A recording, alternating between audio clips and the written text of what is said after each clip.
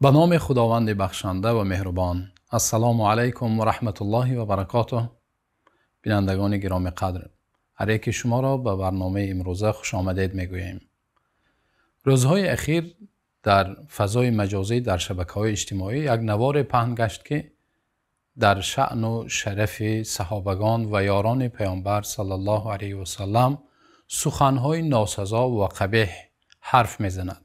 بنابراین ما با استادان تصمیم گرفتیم که مقام و منزلت صحابگان که یاران پیامبر صلی الله علیه و سلم هستند آن را برای شما بینندگان بیان نماییم و چنانه که پیامبر صلی الله علیه و سلم فرموده اند در حدیثی که امام بخاری و دیگر ائمه روایت کردند، پیامبر میگویند خیر القرون قرنی، یا اینکه در روایت امام بخاری خیرکم قرنی ثم الذین یلونهم ثم الذین یلونهم، بهترین قرنها، بهترین عصر این عصر من است میگویم پیامبر صلی الله علیه و سلم، و منظور صاحبان همان عصر، آنهایی که در عصر پیامبر صلی الله علیه و سلم همراه پیامبر صلی الله علیه و سلم زندگی کردند و پس از آن آنهایی که بعد آنها می‌آیند، یعنی پیامبر صلی الله علیه و سلم یاران خود را در نظر دارند. خب دوستان عزیز، صحابه کیست؟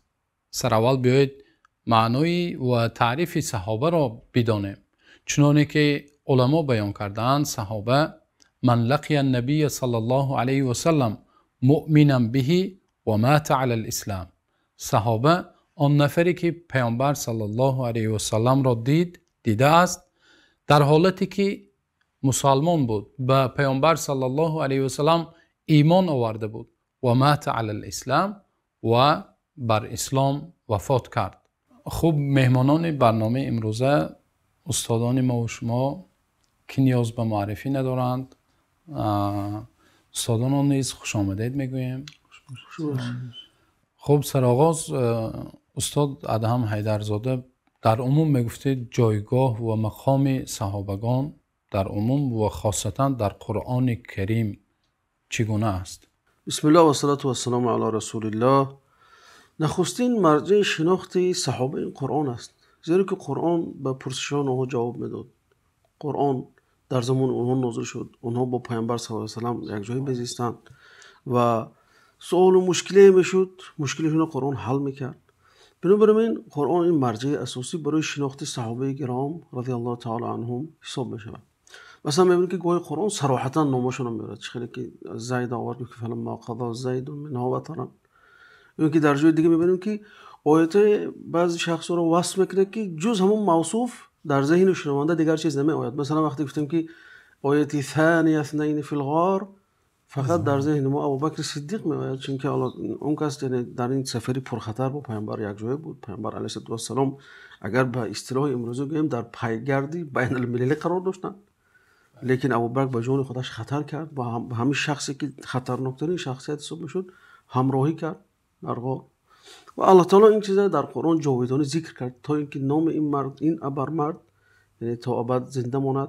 یا آیاتی است که درباره حادثه از حادثه ها نقل میکند که اینجا مثلا بعضی سوال میشود، یا یکون نبرده هست، یکون غزوه هست. مثلا میبینیم که قد سمع الله قول التي تجادلك، یعنی که اون زنی که اومد برای پیامبر صلی الله علیه و سلم سوال داد درباره مورد شوهرش. یا اینکه میبینیم که میگه که لقد نصرکم الله ببدر و انتم اذله، درباره جنگ بدر. درباره حنین مثلا میگه که لقد نصرکم الله فی مواطن کثیره و یوم حنین اذ اعجبتکم. یعنی به همین اسلوب قرآن اونها رو برای ما معرفی میکنه، یعنی که حادثه ها رو نقل میکنه برای ما تا اینکه ما با اونها بسیارتر شناخت شیم. و این البته برای شناخت این چیزا ما احتیاج داریم به علم اسباب نزول، تا اینکه اینا رو خوب درک کنیم باز احتیاج داریم به اسباب نزول که اسباب نزول برای ما فهم این مسائل رو خیلی آسان میکنند. برای همین ابن حجر رحمت الله علیه گفتن که برای شناخت صحابه یعنی که سه چیز تقریبا شرط گذاشتن. یکم گفتن که فرماندهی اونها در نبرد از نبردها، مثلا چی در زمان پیامبر صلی الله علیه و آله و چی بعد از اون. در زمان تابعین هیچ وقت فرمانده از تابعین ها نمیشد، همیشه از چی میگذاشتن، چه خیلی که در مقدمه اصابه امام ابن حجر ذکر میکنن.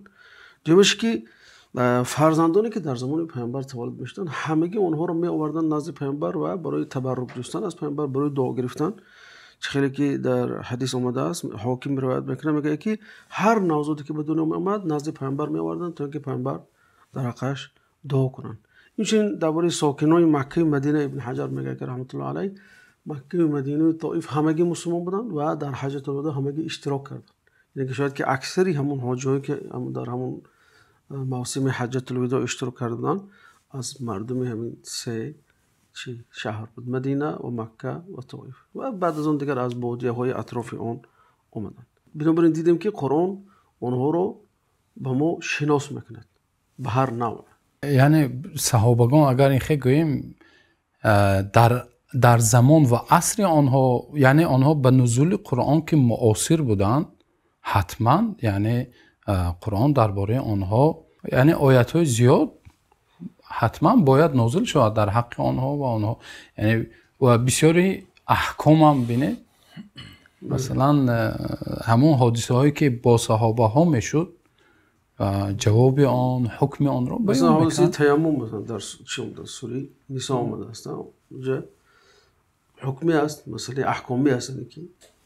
اینکه همین قدس معلومه که چه در زن آمده پرسید مثلا وی خودش، یا اینکه یسألونک عن المحیض، مثلا درباره حیض پرسیدنش و هوکذا. یعنی که امتا قرآن به همین پرسش اونها جواب میده.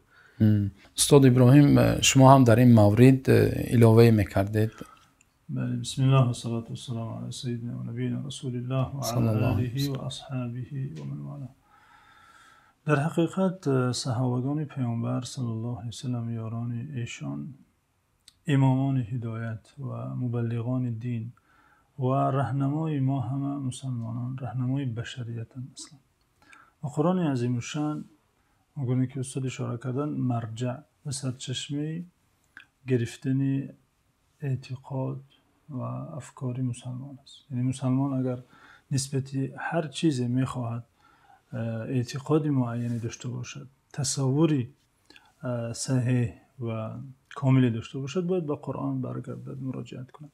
وقتی ما به قرآن برمیگردیم، واقعا ده ها آیه میبینیم که در بیان مقام و منزله بزرگ صحابگان پیامبر صلی الله علیه و سلم است. حتی بعضی پژوهشگران رساله های به نام 100 آیت در فضیلت صحابگان جمع‌آوری کردند. ماشاءالله 100 آیه قرآن که تحسین و بیان شرف و بزرگی صحابگان و خداوند صراحتا ابراز داشته، خبر داده که از آنها راضی است، برای آنها جنت جاویدان آماده کرده است. آنان پیامبر صلی الله علیه و سلم را کمک کردند، دستگیری کردند و دین را نصرت بخشیدند. مثل آیه کریمه که خداوند عزوجل فرموده: فالذین آمنوا معه وعزروه ونصروه واتبعوا النور الذی انزل معه. یعنی آنانی که به پیامبر صلی الله علیه و سلم ایمان آوردند و او را نصرت بخشیدند، در پهلوی او ایستادند، نفس و جان و مال خویش را نثار کردند، قربان کردند، خداوند برای آنها فوز عظیم، رستگاری بزرگ و مکافات عظیم مهیا کرده. و السابقون الاولون من المهاجرین والانصار. آیه دیگر، کسانی که در راه دین سبقت کردند، پیش دستی کردند، اولین شده ایمان آوردند، اولین شده هجرت کردند، چه از انصار و چه از مهاجرین. انصاریان یعنی صحابگان اهل مدینه که اولین شده اسلام آوردند، یعنی اهل عقبه اول و دوم، و کسانی که به راه و رسم آنها رفتن، پیروی آنها کردن. خداوند گفته: اعد لهم جنات تجری تحتها الانهار. برای آنان باغ‌های بهشت آماده کرده که در زیر آن نهرها جاری است. و ذلک الفوز العظیم. این کامیابی بسا بزرگ است. این گونه آیه ها، ده ها، اون گونه که اشاره کردیم، حتی 100 آیه جمع‌آوری کرده این پژوهشگر که در مدح و ثنا و تحسین صحابگان است. بنابراین این خیلی یک طبقه با شرف امتند که خداوند آنان را برای همزیستی و دوستی و رفاقت پیامبر صلی الله علیه و سلم، بهترین پیامبرش، انتخاب کرده. اما گونه که در اثری که امام ابو نعیم از عبدالله بن عمر روایت کرده که ایشان فرمودند: اولئک اصحاب محمد صلی الله علیه و سلم اختارهم الله تعالی لصحبت نبیه و نقل دینه. خداوند عزوجل این طایفه شخصان سعادتمند را برای دوستی پیامبرش صلی الله علیه و سلم و برای نقل دین، برای روایت دین، برای رسانیدن دین به نسل‌های بعدی انتخاب کرده. این اختیار خداوند. ما از چه اشاره کنم دوست دارم قول ابن مسعود است که میگه که ان الله نظر فی قلوب العباد، یعنی که الله تعالی به دل بنده نظر کرد، بعد میگه که بهترین دل محمد صلی الله علیه و سلم، یا بعد از اون برای خودش او رو اختیار کرد و استیفا کرد، بعد دیگه قلوب بنده ها نظر کرد، بعد بهترین ها رو اصحاب محمد صلی الله علیه و سلم قرار داد. اما در مسئله فضیلت در حقیقت آیات در آیات سوره بقره الله تعالی ایمان اونها رو معیار هدایت، معیار ایمان دیگر رو قرار میده که فإن آمنوا بمثل ما آمنوا، اگر ایمان آوردن آنچنانی که شما با اون چی که شما ایمان آوردید میگه فقط اهتدوا، بعد هدایت افتاد. یعنی که کسی که مثل اونها ایمان نمیاره، مثل اونها نمیشه در ایمان آوردن و هدایت هم نیافته است و در راهگمی است. تصور کنید که یعنی آنها نفرهایی هستند که آنها را خداوند معیار قرار داد در ایمان و چون که شما اشاره کردید دوستان، یعنی چقدر این نفرها انسانهای خوشبخت هستند که خداوند مثلا رضی الله عنهم و رضوا عنه، از آنها راضی شد خداوند و ببینید که و رضوا عنه با همین را ذکر کرده ایستاده است که و آنها نیز از پروردگارشان راضی شدند. یعنی آنها اینقدر منزلت و مرتبه داشتند که خداوند یعنی گفته ایستاده است که و آنها نیز از من. گوه اشاره ضمنی میشه، شاید برای بعضی پنهان بماند. همین اشاره مثلا که گفت که فإن آمنوا بمثل ما آمنتم، یا در اولی سوره بقره میگه که و اذا قیل لهم آمنوا کما آمن الناس، یعنی اینجا ایمان اونها رو تعریف داره، اونها رو توصیف داره، اونها رو معیار قرار داده است الله تعالی. درست که ایمان بره مثل که اونها ایمان آورد. یعنی از این بزرگتر شهادت هست که خداوند عزوجل که عالم اسرار و باطنی انسان هست، بنده است، گویا در باطن آنها مقصد نیک است، ایمانشان ایمانی مصفاست و آنها صاحب اخلاصند، یبتغون فضلا من الله و رضوانا، مقصدشان از این خدمت، از این دعوت، از این نبردها تنها رضای خداوند است.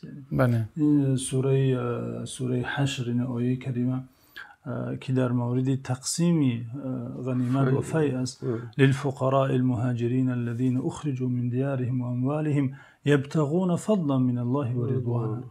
این قسمت از این غنیمت ها و فیء نصیب مهاجران، فقیران مهاجری است که از دیارشان، از کشورشان بیرون کرده شدند، به خاطر دینشان هجرت کردند، در حالی که قصدشان، نیتشان تنها رضای خداوند است. یعنی خداوند تزکیه، یعنی ثنا گفته شده است، تحسین گفته شده است که قلب آنها صاف است، قلب آنها ذاتی که داننده اسرار و نیت ها است. یعنی آنها اهل ریا نیستند، اهل خیانت نیستند. اولئک هم الصادقون. در ادامه آیت یبتغون فضلا من الله و رضوانا اولئک هم الصادقون، آنان اهل صدقند، یعنی ایمانی صمیمی دارن، اهل صداقتند در ایمانشون. یعنی این استاد گواهی، یعنی یک شخص یا رئیس یا دیرکتور نیست، یک گواهی ذاتی هست، یک امام اجتهاد کرده و شهاده هست. هم در جای دیگه در سوره حجرات میگه که ولكن الله حبب اليكم الايمان وزينه في قلوبكم وكره اليكم الكفر والفسوق والعصيان. یعنی از این میشد گواهی بلندتر که الله تعالی از اون آسمان شهادت میده که اینها انسانی هستند که در دلشون ایمان زینت داده شد، ایمان ریشه بست، ایمان ریشه دوان، خود الله دوست دارنده شد ایمان در دل و غیر از این به این اکتفا نکرد بلکه و کره الیکم الکفر، یعنی که با اونها کفر و فسق و نفاق و عصیان و سرکشی و نافرمانی همه‌اش رو بد جلوه داد در دلشون. این سوره حشر ادامهش این قسمت درباره ثنای مهاجران بود.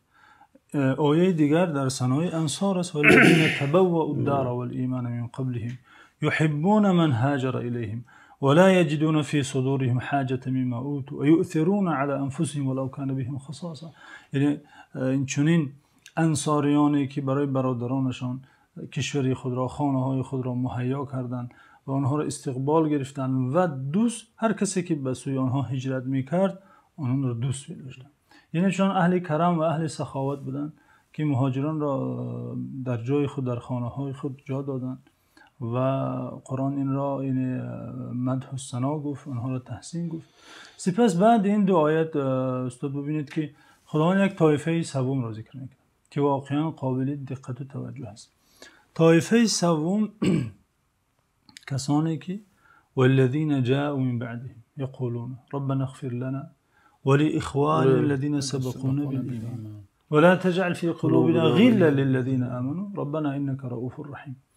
کسانی که بعد آنان می آیند و در حق گذشتگان دعای نیک میکنند، انصار و مهاجرین. بنابراین چون نفر نسبتی کدام یک صحابی زبان درازی کرد، امام مالک از اون مرد پرسید که تو آیا در ضمن آیه اول هستی، یعنی از مهاجرانی هستی که به خاطر دینت از خانه و کشورت هجرت کرده باشی؟ گفت که نه.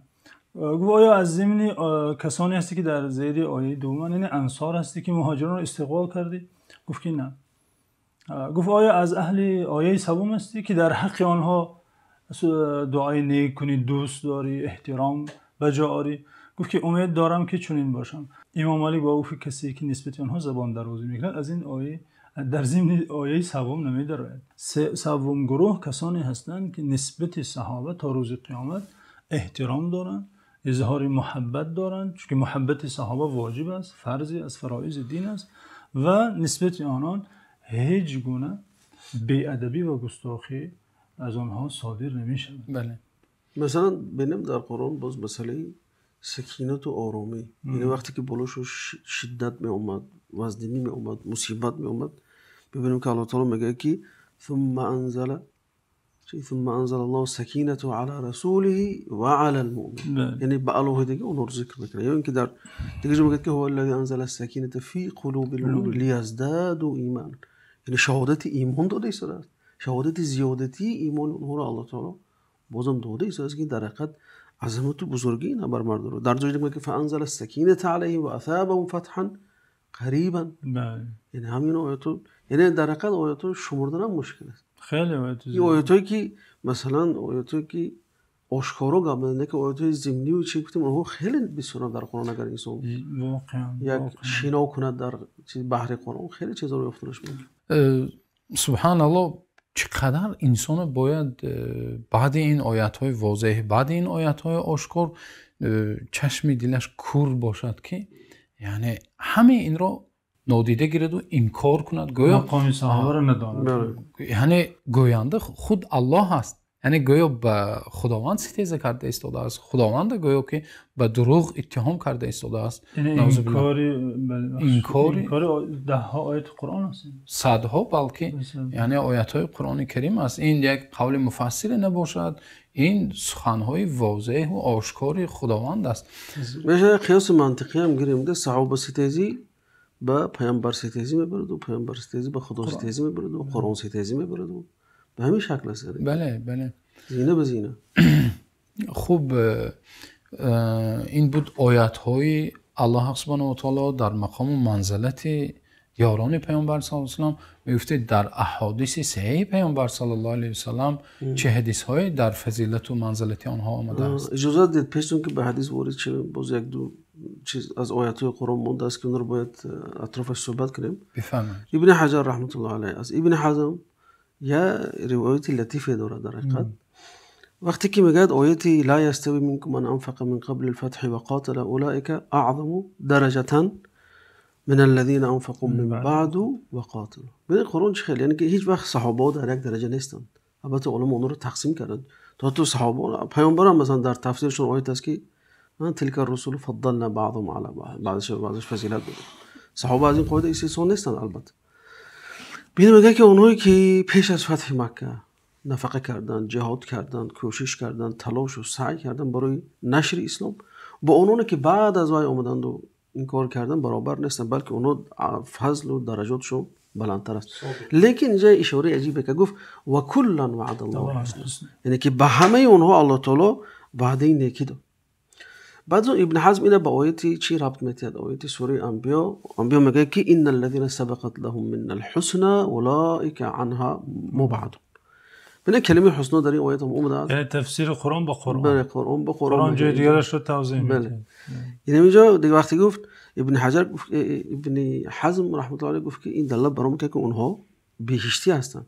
و یک قیاس منطقی هم مثلا میشه میگیم که اینجا باز این است که خداوند صحابه را وعده حسنا داد و اونهایی که وعده حسنا را کسب کرده اند یا با اونها وعده حسنا درشته است از آتش دور هستند. بنابراین صحابه که وعده حسنا شد از آتش دور است و صحابه بهشتی هست. ماشاءالله. و همین نمود آیات استاد باز در مثلا سوره چه میگه که الله تعالی اونها رو سابقون میگه، صحابه را و سابقون و سابقون الاولون من المهاجرین و الانصار. بعضی میگن که علما سابق بعد از سابق الله تعالی سابقون رو مقرب میگه، بعضی مقرب رو جنتی میگه. چیزی که در آیه و سابقون السابقون اولئک مقربون. خب بعد از الله تعالی اونها رو وعده بهشت میداد مثلا. بنابراین سابق میشد، بعد مقرب میشد، بعد از مقربی بهشتی میشه. این چیزا رو مثلا دلیل برام که اصحاب پیامبر صلی الله علیه و سلم اهل بهشت و الله تعالی همگی اونها رو به این چیز وعده داد. استاد این چنین با استنباط امام ابن حزم، استنباط عبدالله ابن عباس نیز هست، ترجمان قرآن امام مفسران، از آیه سوره توبه که خداوند فرموده لقد تاب الله على المؤمنين والمهاجرين والانصار الذين اتبعوه في ساعة العسرة. این آیه در باره غزوه تبوک است که در خیلی موسم گرما صورت گرفته بود و این چنین حالت وزین زندگی اهل مدینه، هم گرما هم تنگ دستی، که مهاجرین و انصار با پیامبر صلی الله علیه و سلم برآمدن و استادگری کردن پهلوی پیامبر صلی الله علیه و سلم که نبرد در مقابل روم بود. خلاصه اینجا خداوند میگه که لقد تاب الله علی النبی و المهاجرین و الانصار، خداوند توبه آنان را پذیرفت. عبدالله بن عباس گفته فمن تاب الله علیه لم یعذبه. هر کی را خداوند چنین اعلام کند درباره او چنین گوید هرگز او را عذاب نمی کند. یعنی خلاصه این آیت یا استنباط از این آیت برمی آید که صحابگان مورد عذاب قرار نمیگیرن، این اهل جنت هستند. این چنین در آیه سوره نمل نیز ثنای صحابگان است که خداوند عزوجل فرموده قل الحمد لله و سلام علی عباده الذین اصطفى. بگو حمد و ثنا بر خدا را و سلام و درود و پیام بر بندگانی که خداوند آنان را انتخاب کرد. اینجا دو تفسیر است. تفسیر اول میگه مراد از بندگان مصطفی انتخاب شده پیامبرانند. تفسیری دیگر که از امام ابن جریر طبری و ایشان از امام سفیان ثوری فقیه و محدث بزرگوار نقل میکنند، ابن عبدالله المبارک روایت میکند که منظور از عباده الذین اصطفى صحابگان پیامبر صلی الله علیه و سلم، یعنی خداوند خود درود و سلام فرستاده است. صحابگان سلام گفته است. بله. باز یک نکته دیگر استاد آیات در حقیقت قرآن سرشار از مدح و ثنای صحابه است. میگن که وقتی که آیاتی 56 سوره احزاب نازل میشه ان الله و ملائکته یصلون علی النبی، صحابه میگن که آخه برای ما یکون نصیبه نیست از این چیز، یعنی برای ما یکون چیزی هست. یعنی گویا در حقیقت همین مثلا پرسش های آنها در حقیقت به فایده آنها میاد، ثواب رحمت و برکت. خب بعد آیت چی نازل شد؟ هو الذی یصلی علیکم و ملائکته. ماشاءالله. یعنی به تصور کنه انسانایی بودن که الله تعالی به اونها درود میفرست و فرشته هاش. باز الله تعالی میگه که لیخرجکم من الظلمات الی النور، شما را از تنگنایی، از ظلمات، از تاریکی ها به سوی نور میکشد خدای شما. اینجا که درود گفته استاد چیز یادم آمد، قصه ابی ابن کعب که پیامبر صلی الله علیه و میگه خداوند گفت که بر تو سوره بینه را خوانم میگه اسمانی ربی، آیا خدا نامی ما را گرفت؟ میگه نامت را گرفت. یعنی این مژده را ببینید، این سعادت ببینید که خداوند فلانی پسری فلانی گفته نامی کسی را گرفت به پیامبر صلی الله علیه و یعنی بدیم تفسیر در ابن تفسیر قرطبی مثلا میگه که این دلیل بر بزرگی این امت میکنه که الله تعالی با اونها چی میگه. یا سعید ابن جبیر مثلا اکرمه هم آورده است، دیگر مفسران آوردن که دلیل بر بزرگی و عظمت این اصحاب محمد صلی الله علیه و سلم، خداوند از جملگی اونها روز باشه. آمین. واقعا علما میگن استاد اصحاب پیامبر صلی الله علیه و سلم بزرگتر از حواریین حضرت عیسی هستند، یعنی یاران مقرب حضرت عیسی، و بزرگتر از نقبا 70 مردی که حضرت موسی انتخاب کرده به دیدار خدا رفت، از اون دو گروه آدمان برتر و بزرگترن. یعنی خطاب الله رو میگه که اونها رو میگه که کنتم خیر امت اخرجت للناس، کنتم شما مخاطب قرار است از صحابه خدا، صحابه پیامبر صلی الله علیه و سلم، مگر از این دیگه بزرگتر و با عظمت‌تر بشه. واقعا آنها نفرهایی بودند که الله سبحانه و تعالی برای پیامبرش صلی الله علیه و سلم همچون دوست انتخاب کرده بود آنها.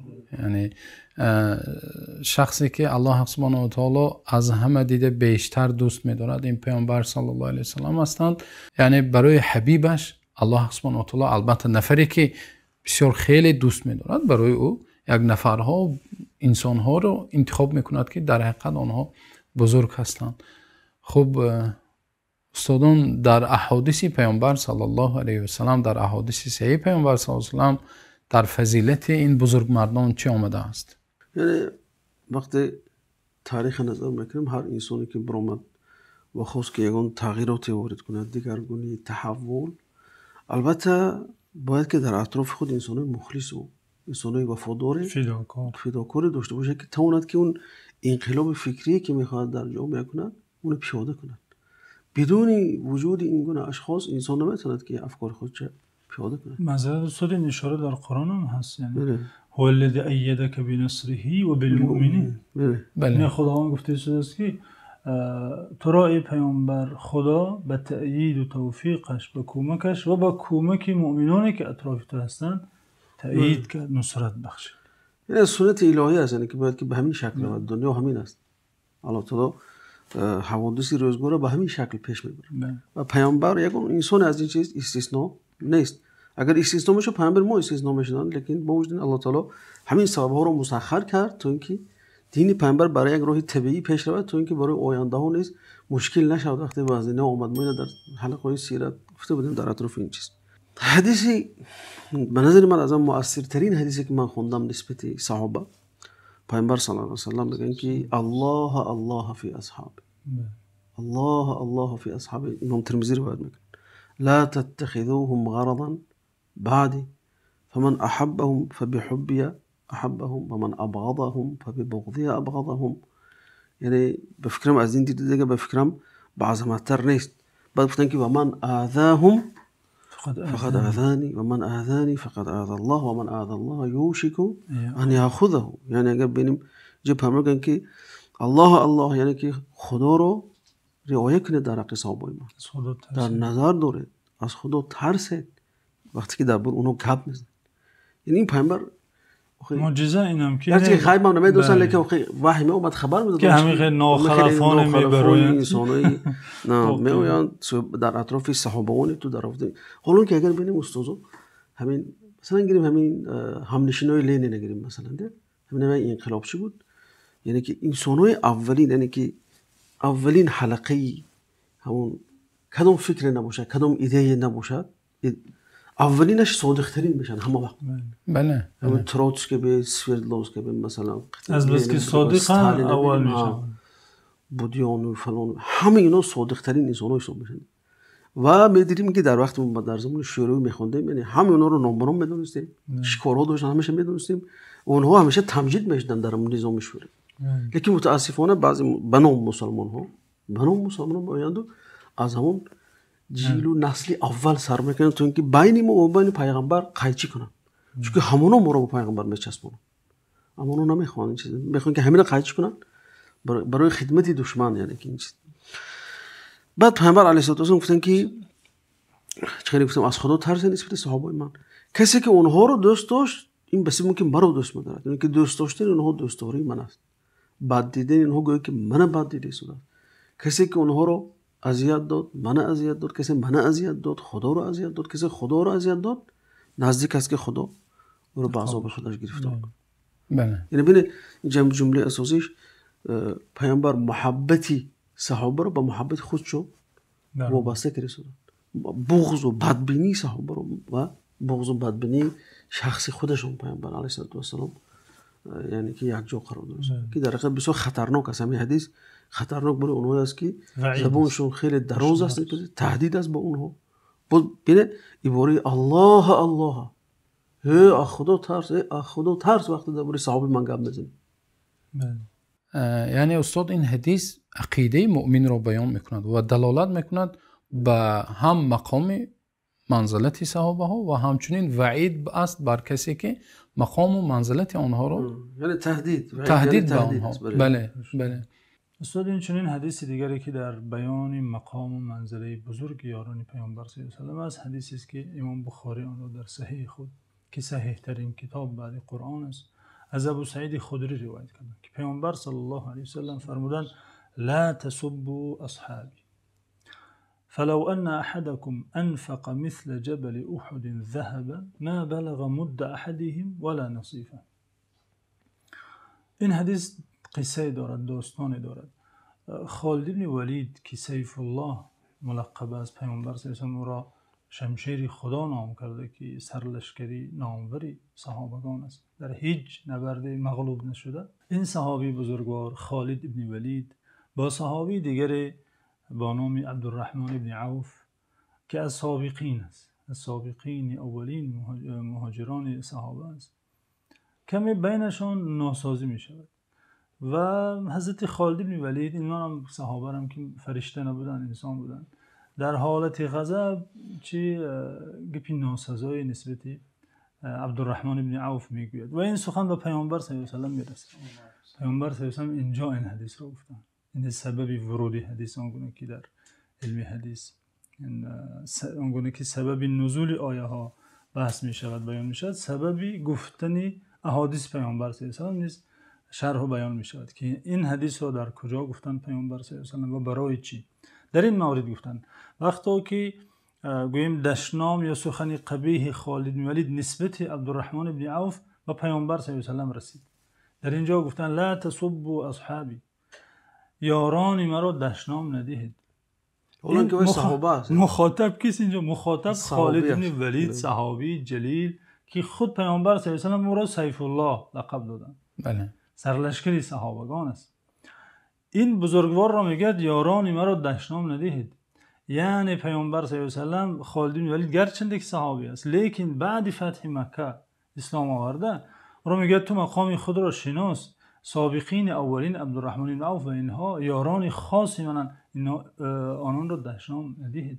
در ادامه پیامبر صلی الله علیه و سلم مقام صحابگان مخصوص خود را میگوید اگر هر کسی از شما به مانند کوه احد طلا اگر در راه خدا خرج کند، صدقه کند، برابر یک کف خرمایی که اون اولین ها نفقه کردن برابر نمی شود.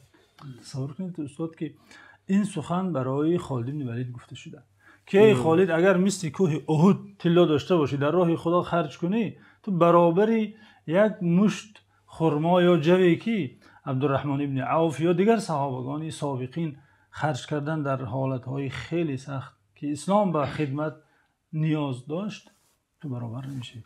که وقتی یک نفر بعد قرنها آمده، یعنی اگر همه دنیا را پر از عمل صالح کند، برابر یک یعنی کمترین عمل صحابه برابر نمیتواند شد. همین امام خستلانی صحابه رو به یک چند طبقه تقسیم کرد. اونایی که در اول مبعث ایمان آوردن مثل خدیجه، علی، ابوبکر و زید ابن حارثه رضی الله عنه اجمعین. بعد میگه اصحاب دارالندوه، یعنی اونایی که بعد اسلام عمر رفتن به اصطلاح حاضر میشه که تظاهرات یا گردهمایی کردن، حق خدا رو طلب کردن برای عبادت کردن در اطراف کعبه. بعد میآید طبقه سیوم رو اونایی که به حبشه هجرت کردن، اونها رو میارن. بعد اونهایی که اصحاب عقبه اولا هست از انصار، یعنی بعد میاد طبقه عقبه دوم میارن.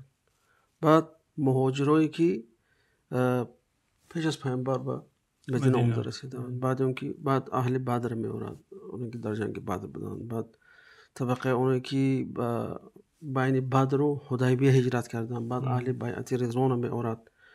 و اونایی که بعد حدیبیه هجرت کردن تا فتح مکه، مثلا خالد و کی است عمرو بن العاص که بعد حدیبیه تا فتح مکه راه، یعنی که مثلا گیریم خالد بن ولید از اونایی که بعد از فتح ایمان آوردن درجهش بلندتر از اینکه عمرو بن عاص. این طبقه دیگرش کودکایی که پیامبر را دریافت کردن در زمان پیامبر، حالی عاقل نبودن، به بلاغت نرسیده بودن، مثلا 10 سال بود، 8 سال بود، 5 سال بود، مثلا نه که پیامبر دیگه است شاید پیامبر در خاطرش هم دارن. یعنی که این البته این چیزا تقسیم بندی و مثل همین حدیثا فایده دارن. شاید که یک از بیاد چرا خالد پیامبر این خیلی گفتن خالد هم صحابه بود که چون گفتن که اصحابی لا تسب اصحابی، یعنی که البته اصحاب هم خیلی ما قید کردیم بفکرم در بدايه تصنیفات اونها چی دارن، تقسیمات دارن و بعضشون از بعضشون در فضیلت بلندتر است که ما مطلقاً اهل سنت و جماعت اعتقاد داریم که افضل صحابه این ابوبکر صدیق است، بعد اون عمر بن الخطاب است، بعد اون دیگر عثمان و علی و عشره مبشر به هم خلاف. بله استاد، حتی مثلا در عقیده و چنان که کتاب های عقیده و چنان که از ابو حنیفه رحمت الله و دیگر ائمه هم همچنین روایت شده است، میگن که بهترین نفر بعد پیامبر صلی الله علیه و سلم ابوبکر صدیق، پس از آن عمر، پس از آن عثمان و پس از آن علی رضی الله عنه هستند. و اینچنین در کتاب مناقب امام اعظم ابو حنیفه رحمت الله علیه از ابو حنیفه امام موفق مکی میارند که ابو حنیفه گفتند که رحمت الله علیه یک لحظه صحابه ها همراه پیامبر صلی الله علیه و سلم بهتر است از عبادت تمام عمر ما. شو به حال در قدم حدیث از وقتی حذیفه بعد از پیامبر علیه السلام می نشستن مجلس که یک جوان اومد گفت کاش من در زمان صحابه میشدم اون میکردم. بعد دیگه حذیفه گفت که اون زمان یکی همراه ابو جهل میشدی، مثلا همراه ابو لهب میشدی، چون میکرد؟ اینه که آسان بود که انسان مثلا پیامبر را تصدیق کنه. ببین در پیامبر هیچ کی نداشتن، ابوبکر اومد تصدیق کرد، زید بن حارثه اومد تصدیق کرد، عمر تصدیق. اینه که خیلی این قلب میخواد که انسان به این درجه شه. اما حدیث مثلا ببین میگه الله تعالی خیلی گفتیم قرآن حدیث هم تفسیر میکنه. یکی از تفسیر قرآن با قرآن باشه، دیگه قرآن و حدیث تفسیر میکنه. بهترین امت گفتم همین امت اسلامی از الله تعالی در سوره آل عمران گفت که کنتم خیر امت اخرجت للناس. پیامبر علیه السلام گفتن که تفسیر همین آیه خیر القرون قرن ثم الذين يلون ثم الذين يلون، یعنی که اینجا ببین میگه آیات میگه که بهترین امت شما هستید و بهترین این امت صحابه هستند، چون که اولین خطاب به اونها میافتاد. بهترین ها از بهترین ها اولین خطاب به اونها میافتاد. وقتی کنتم، یعنی که وقتی کنتم گفت وقتی آیات نازل شد احتمال زیاد ابوبکر و علی و عمر و عثمان و میشستن نزد پیامبر میشوندن به گوششون، یعنی چقدر لذت میبردن. شاید که عثمان الله تعالی اونها رو گفته است که کنتم خیر امت اخرجت. و هم حدیث هم دیگه چی همچون یک همین چیز قوت میبخشد که صحابه خودشون گفتن که قرن من بهترین قرن است. قرن پیامبر کی است؟ صحابه، پیامبر زندگی کرد، یاران پیامبر صلی الله علیه و سلم. یعنی که انسان تو چی درجه باید که پیامبر ستیز باشه که بیاید جرأت کنه زبان به اونو وا کند، علیه اونو زبان مسلط کند بالی سر اونو زبان خودش. در حدیث دیگری که اونم امام بخاری روایت کردن پیامبر صلی الله علیه و سلم گفتن آیت المؤمنی حب الانصار و آیت المنافقی بغض الانصار. اینجا مخصوص محبت انصار رو پیامبر صلی الله علیه و سلم ذکر کردن به خاطر خدمتشان برای دین، به خاطر استقبالشان از مهاجرین، گرچنده که در فضیلت مهاجران از آنان مقدمند. اما اینجا میگه پیامبر صلی الله علیه و سلم محبت انصار نیز از واجبات دین است، ایمان انسان است. نشانه شخص مؤمن دوست داشتن انصاریان و نشانه منافق بد دیدن انصاریان است. یعنی میتوان گفت که محبت صحابه یا بد دیدن صحابه این علاقه معیار جدا کردن مؤمن از منافق است. هر کی آنان را دوست دارد یعنی این نشانه بر ایمان او، نشانه بر درستی عقیده اوست. هر کسی که بدگمان است نسبت آنان، بد زبان است، این دلیل بر آن است که ایمان او ایمان سالمی نیست، عقیده و عقیده منحرف است، یعنی والعیاذ بالله. الله تعالی از نفاق نگه دارد. اینجا علاوه به اشاره استاد که اون نفر تمنا کرد که من کاش در زمان پیامبر صلی الله علیه و سلم میشدم، منم از شرف صحابه بودم یعنی نائل میگشتم، که اون صحابی گفت که کی میداند که چی مناسبت میکرده. واقعا جای تأمل است. یعنی اون صحابگان هم تو آسان نبود که از اولین شوند، از سابقین شوند، چون این نامداری در دین شوند. تصور کنید که خواند عبدالله بن مسعود، حالا ما اگر یک ختم قرآن کنیم برای ما تحسین و آفرین میگن، مثلا اگر کس حافظ قرآن شود یعنی محترم میشود. اما ابن مسعود میگوید من باید رفته برای مشرک ها در اطراف کعبه که نشستند قرآن شنوانم. اما این برابر به خودکشی است، چون که میداند که زیر مشت و لغتی و مشرکان قرار میگیرد، لیکن این کار را میکند. براش لذت دارد که من قرآن را برای همین مشرکان به گوش آنان شنوانم. برابر به خودکشی است. یعنی در این چنین حالت ها قرآن خواندن، در این چنین حالت ها که نماز خواندن جرمی بزرگ بود. انسان کس زندانی میشه.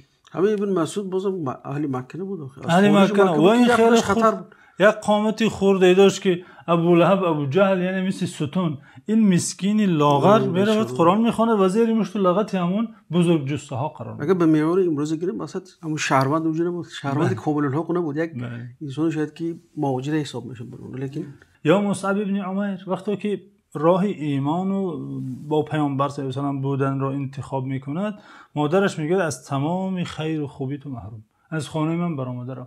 و این گونه صحابگان زیاد بودن که از پشت ایمان آوردنشون با پیامبر صلی الله علیه و سلم از پدر و از مادر و از خانه و از مال و ملک از همه محروم میشدن. این نکته استاد باز چی تاکید کنیم که بعضی میگن که همین انسانایی که محمد پیدا کردن فقط کم بغل و بیچاره هم، یعنی بود شورشی کم بغل و پرولتاریات علیه چی جلوه دادن. لیکن ببینیم جو عثمان مردی مالدار بود، حضرت ابوبکر اولین شخص، ابوبکر مثلا تاجر موفق ترین عبدالرحمن ابن عوف دیگه بزرگای مکه که اشراف زاده بودن، یعنی سیگرت و اشرافاشو که همه ایمان. بله یعنی که ایمان خاص بیچاره و کم بغل و مستضعف خیلی علم زده ها نبود. یعنی کسی نبود که خواهد به محمد صلی الله علیه و سلم ایمان آورد و در دسترخوان او سیر شود. نه، کسانی که از خاندان ثروت و مال دست کشیدن و همراهی پیامبر صلی الله علیه و سلم را انتخاب کردند که سعد بن وقاص نقل میکند روایات صحیح که ما با پیامبر صلی الله علیه و سلم چیزی نمیافتیم خوریم و طعاممان برگ درخت بود. جانشون در خطر بود، جان در خطر بود، از همه خیری دنیا محروم میشدن. همین مسلمان بین دوستان بایترین انسان بود، لیکن بعضی که اسلام وارد صحابه دیگه گریه میکنن حالش که یک لباس ژاندگار میگن که عطر میزد، عطرش تمام مکه میفهمد اصلا خوشبوترین جوانی مکه میگه. لیکن بعد از که اسلام وارد هم از بحر همین این چیز گذشت. واقعا آنها چون که پیامبر صلی الله علیه و آله خود گفتند، یعنی آنها نفرهایی بودند که وقتی پیامبر صلی الله علیه و آله را دنیا دروغ میشمرید، آنها پیامبر صلی الله علیه و آله را تصدیق کردند و به حضرت ایمان آوردن. جان و دل در پهلوی پیامبر صلی الله علیه و آله. فضیلت ابوبکر اومده که وقتی ابوبکر بعضی چی کردن گپ زدن، پیامبر گفتن که وقتی که همه من تکذیب میکرد این تصدیق کرد، وقتی من هیچ کی کمک نمیکرد این من کمک میکرد. ما نفعنی مال قط ما نفعنی مال ابوبکر. یعنی تصور کنید استاد امروز از یک نفر گویم که دین به خدمت نیاز داره، تصور کنید از ثروتش از داراییش چقدر آورده مثلا کمک میکنه. خب میگه حالا فکر کنم، حالا بینم، کارم، صد عذر میبرد. حضرت ابوبکر تمام مالش رو آورده پیش پیامبر صلی الله علیه و آله میریزد، میگه گیرید برای دین، برای نصرت این دین صرف کنید. حضرت عمر نصف مالش رو میبرد. خود خدیجه مادرمون خدیجه ثروت خودش سرمایه دین قرار داد. پیامبر از ثروت برای پیشرفت دین استفاده برد. بله. یعنی که نه تنها این 20 سال‌ها زیاد است، نه تنها ابوبکر و خدیجه بود، 20 سال بودن که اهل انصار اصلا کدام نفری ما امروز میگه تو برادر ایمانی من بیا مال من دو تقسیم با هم تقسیم کنیم، یا خانه من دو خانه دارم، یا خانه‌ش تو گیر. انصار این کار رو کردن واقعا. به مهاجری یؤثرون علی انفسهم ولو کان بهم خصاصه. من مال من نصفش از تو، نصفش از من خانه من، این یکیش خانه تو شود، یکیش از من. گفته مهاجران را چنین جا دادن در شهرشون، در خانه هایشون. استادان وقتی همین قصه هایی من هاجر الیه، نه تنها دوست بداشتن که بیان، من که انتظار بودن که انسانو بیان تو این رو استقبال کنن. در حقیقت نسل اول، نسل یعنی که قابل مقایسه نیست، ندارد مثیل، نداره شبیه هم نداره در این مثال.